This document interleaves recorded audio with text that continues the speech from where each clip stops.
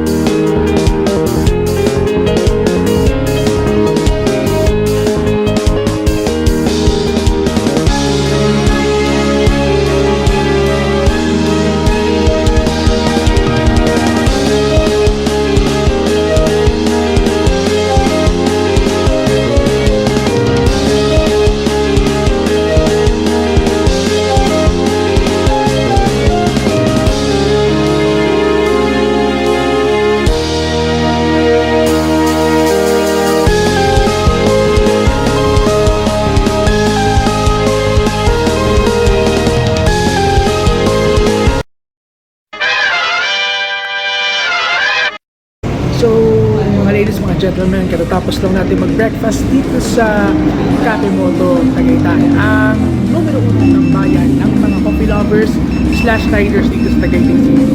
Ngayon, kagaya nga ng sinabi ko sa intro natin kanina, so, we're going to experience the limited summer menu ng Cafe Moto. And yeah, tinikman natin yung kanilang hot coffee champorado and yung kanilang halo-halo frap. So ngayon, paano natin bibigyan ng review itong dalawang limited edition summer menu ng Cafe Moto? So unahin natin, ito talaga yung inabangan ko yung halo-halo frap. So sa halo-halo frap kasi, yung vibe ng halo-halo talagang nandun from the mix, from the toppings, yes, the frap feels are there. Pero one good thing about the halo-halo frap, hindi nila tinanggal yung isa sa main features na meron yung isang halo-halo, the toppings. So ngayon, yeah, dahil frap siya, definitely creamy. Sobrang creamy ng halo-halo frap na to, hindi natin maikakaila yun. Pero yung essence at lasa ng halo-halo is naandun talaga. So malalasahan mo talaga yung tropical essence ng halo-halo in a frap mix. So halo-halo frap will be absolute 10/10. Pangalawa, yung pangalawa nating tinry, yung kanilang hot coffee champorado. So sa hot coffee champorado naman, yes, nandun yung espresso shot. Siyempre, kaya nga coffee champorado siya Then, the good thing about coffee champorado, nilagay nila yung isa sa main ingredient na madalas nating malalasahan sa champorado, na cacao. Sa hot coffee champorado, nandun yun talagang gising din yung diwa mo kasi may espresso shot sila na nilagay. Tapos dakok pa. So, ngayon, in both halo-halo frap and the hot coffee champorado, may isang feature na well-distinct sa kanilang dalawa. It's the Rice Krispies. So yun yung nagbigay ng added flavor dun sa dalawang summer menu na to ng Cafe Moto. So yun, eto nga, yung cocoa, yung espresso shot, well blended, well balanced. So we will give it 10/10 also. And syempre, huwag natin kalimutan yung tinikman natin na breakfast kanina, which is the saucy chicken barbecue na rice meal. Ideal na ideal siya na breakfast talaga. Talagang bubusugin ka ng rice meal na to. Ang komento ko lang, yung sauce nila, yung sauce na nilagay nila, parang naghahanap pa ako ng further kick ng barbecue sauce. Pero so far, well-deserved naman kainin, ideal for breakfast. So, bibigyan natin ng 8/10 ang kanilang saucy chicken barbecue.